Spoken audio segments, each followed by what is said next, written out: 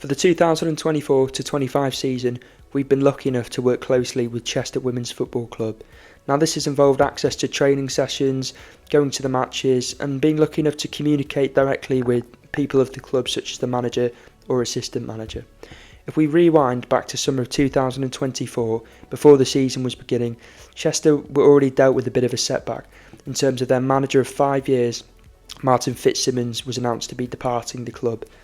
So initially, the development squad manager, Kalvin Williams, was given the job on an interim basis. But in October of 2024, after picking up 7 wins from his opening 11 games, he was given the job on a full-time basis. Now, as we approach the business end of the season, you've got to think Chester will be pretty satisfied with how the season's unfolded so far. As I just mentioned there, that opening good start to the season, 7 wins from their opening 11 matches. This included their qualifying campaign ahead of the FA Women's Cup. They won the first 2 matches and then narrowly fell to defeat away from home to St Helens, and unfortunately just missed out on a first round FA Cup match. Nonetheless though, they matched their joint record in terms of how far they've got in this competition before, so huge positive to take nice and early in the season in October. In terms of the other cups, in the ADP Cup, they narrowly again lost 2-1 at home, 2-1 to FC United of Manchester. Again, this is a side which is in the division above them, so they've done well to push them hard and just narrowly miss out. But the big one was the Cheshire County Cup, getting to the semi-finals, playing Stockport County Ladies, who are 2 divisions higher, and after finding an early lead going 1-0 up, they lost it right at the death, 2-1. A really tough loss to take, but a result to be absolutely proud of nevertheless, to get that far, personal record for the club, and to bow out in such close style to a team which have been so good, have such a good history in this competition in the last few years. They can be, and they will be, very proud for sure. In terms of the league position, they're currently 5th in the table, but have got 4 or 5 games on hand in the on the sides around them due to how far they've got in those cup competitions.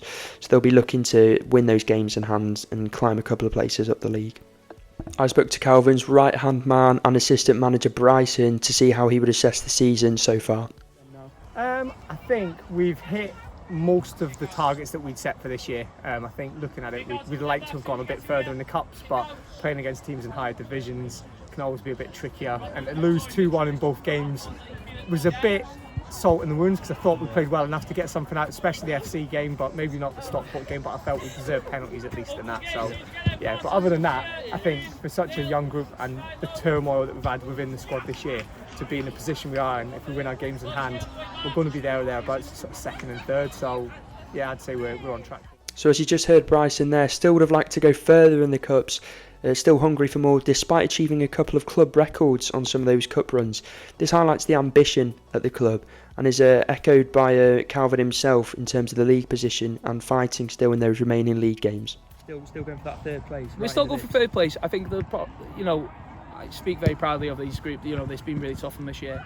A lot of injuries, a lot of manager leaving and everything else. But they're a very young group. Like I said, you can probably see a lot of them in the background. They're young. They are very young. But for them to achieve 3rd place is a credit to them, because it's not been easy. It's not been given to them. They've had to jump through over so many hurdles. I've had to jump through so many stuff to make sure that we can get there. But the players have been superb, and they fully deserve credit of wherever they achieve this year. It's them, not me. Bryson then went on to mention how it's impressive that Chester have managed to compete with teams in divisions higher than them this season, such as the cup games involving FC United of Manchester and of course Stockport, who are 2 divisions higher. Even if narrowly falling to defeat on both those occasions, the experience is great for the young players and it bodes well for the future, as it's all about progress. Stockport would have expected to come and give us a bit of a going over, to be honest.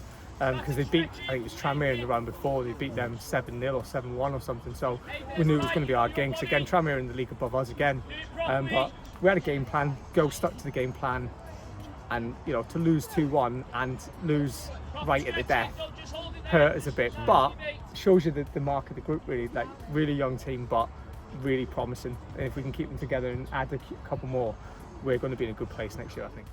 Overall, lots of positives to take from this season for the club. Yet, of course, it's not finished yet. It's all about that push in the final stint of the season for the league to try and finish as high as possible. There's been setbacks, of course, and learnings to take. Of course, you've got to remember this is only Kalvin's first season with this role of manager of the club.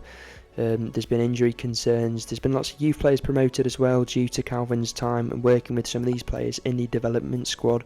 But it's been thoroughly enjoyable to follow the club this season. It'll all be about progress on and off the pitch, and it'll be taking about this progress into next season.